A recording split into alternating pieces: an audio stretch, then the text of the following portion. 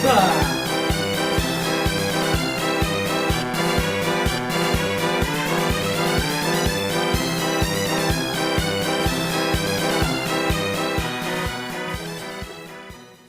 Memang tidak ada yang lebih sial dari seorang yang ingin melucu, padahal tidak ada yang lucu. Jangankan orang lain yang tertawa, saya sendiri tidak tertawa. Kalian kira menjadi badut itu mudah? Hanya dengan bertingkah konyol orang akan tertawa. Jika kalian jadi saya, kalian akan mengerti bagaimana susahnya membuat orang tertawa. Apalagi pada zaman sekarang yang banyak sekali orang yang mudah tersinggung dan marah. Bisa hanya karena sebuah lelucon Anda bisa dipenjarakan karena dianggap sebagai menghina. Sama seperti kawan pelawak saya yang dipenjarakan karena hanya membawa sebuah cerita lelucon. Ceritanya adalah ada seorang lelaki yang azan subuh jam 10 di atas pohon kelapa. Akhirnya warga pun berdatangan dan berteriak, "Dasar kafir, turun kamu!"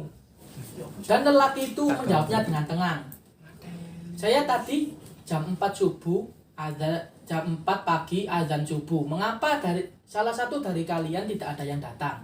Tapi mengapa pada saat saya azan subuh jam 10 pagi, kalian semua berdatangan? Coba kalian pikir, siapa yang aneh? Siapa yang kafir? Siapa yang taat?"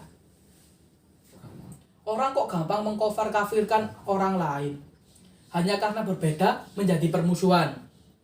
Sepertinya sekarang orang-orang gampang sekali bertengkar. Bahkan bertengkaran sudah sebagai komoditi. Bahkan seringkali dijadikan kebenaran atas nama keyakinan. Jadi bapak saya itu dulu adalah seorang badut. Dan sekarang saya mengikuti jejak ayah saya. Sekarang saya menjadi badut. Kan sekarang lagi ngetren. Anak-anaknya mengikuti jejak orang tuanya. Yang orang tuanya presiden, bahkan anaknya ingin menjadi presiden. Enggak deh. Mungkin di bawah. Gubernur atau mungkin wali kota. Ya sudahlah, jangan ngelantur, nanti saya yang akan ditangkap. Dulu bapak saya saat menjadi badut itu penghasilannya lumayan. Karena bapak saya diundang di acara-acara.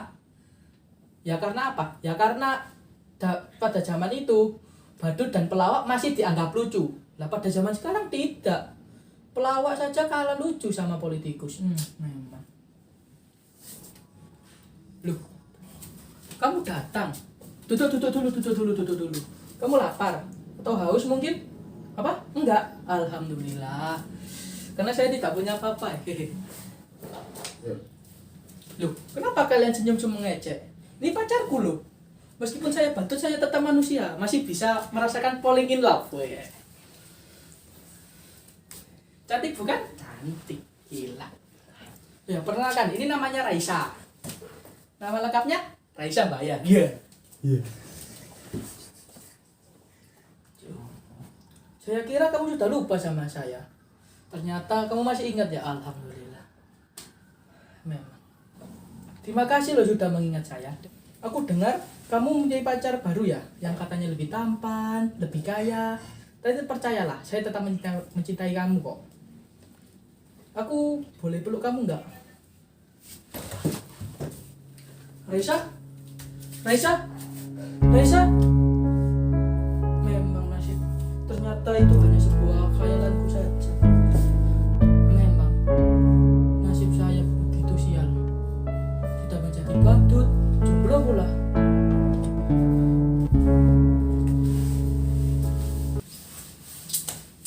Kenapa kalian melihat saya seperti itu? Saya katakan, saya ini orang yang sial. Nasib memang tidak bisa diduga. Nasib memiliki kejutan-kejutan yang tidak saya duga. Lihatlah saya. Lihat pakaian ini, keren bukan? Tapi tetap, tenanglah. Saya masih tetap seorang badut. Saya pun tidak menginginkan hal yang seperti ini. Suatu hari saya diundang untuk menghibur acara apa mang acara kampanye partai yo. Suatu hari saya diundang untuk menghibur acara kampanye partai. Saya datang dengan baju biasa, tapi anehnya saya hanya menjadikan jari seperti ini. Mereka semua tertawa. Saya menggoyangkan bokong seperti ini. Mereka semua tertawa. Bahkan saya berdiri diam seperti ini. Mereka tertawa terbahak-bahak. Mungkin karena mereka menertawakan penampilan saya yang bodoh dan tolol. Tapi menurut saya saya bukan orang yang setolol itu deh. Lalu pimpinan partai itu mendatangi saya, menjabat tangan saya, memuji saya dan bilang kalau saya adalah orang yang berkarismatik. Ia juga bilang pemimpin tidak membutuhkan orang yang cerdas, tapi membutuhkan orang yang banyak disukai. Bahkan jika kamu banyak disukai orang, meskipun kamu berbuat kesalahan atau bohong, kamu tetap akan didukung mati-matian. Mereka mendandani saya dengan pakaian sekeren ini dan mendaftarkan saya ke pilkada. Saya saja tidak tahu perbedaan pilkada dan pilkabik. Jangankan pilkada, ijazah saja saya tidak punya. Tapi mereka bilang, tenang, ijazah bisa dipalsukan. Jangankan ijazah, kebenaran saja bisa dipalsukan. Dan betapa sialnya, saya terpilih menjadi pilkada. Wah, memang. Zaman sekarang itu memang gila. Saya dipilih hanya karena dianggap bisa menghibur kehidupan mereka dan membuat kehidupan mereka bahagia. Ketika saya dulu menjadi badut, tidak ada orang yang tertawa. Tapi kenapa saat saya menjadi pimpinan seperti ini, banyak sekali orang yang tertawa. Itulah mengapa saya bilang betapa sialnya hidup menjadi badut. Dulu saya menjadi badut, tetapi sekarang saya menjadi pemimpin, tapi tetap menjadi badut. Badut yang bisa mereka atur dan badut yang bisa membuat hidup mereka terhibur. Sungguh saya adalah badut yang sangat sial. Percayalah, menjadi badut itu berat. Kamu nggak akan kuat. Biar para pemimpin saja.